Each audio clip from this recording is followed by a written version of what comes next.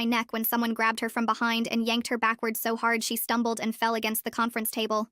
Ernest McGrath, the funeral home's security guy who'd been standing by the door, had Claire's wrists pinned while she thrashed and screamed at me.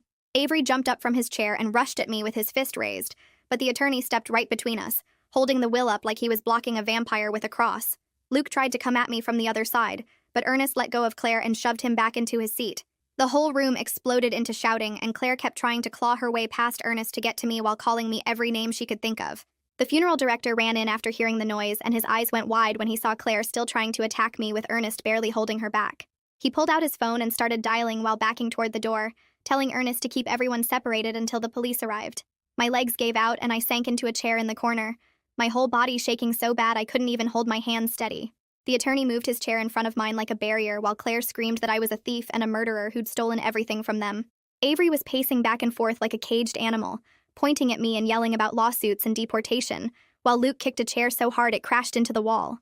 Ernest had to physically block the doorway to keep them from coming at me again, his arms spread wide while they all screamed at once. 2 police officers showed up faster than I expected, probably because the funeral home was only 3 blocks from the station. They took one look at the chaos and immediately started separating everyone, putting the family in one room and me in another smaller office down the hall. I could still hear Claire shrieking through the walls that I'd manipulated her father and stolen their inheritance while I tried to tell the officer what happened. My voice kept breaking as I explained how they'd treated me during the funeral, and then Claire attacked me after the will reading.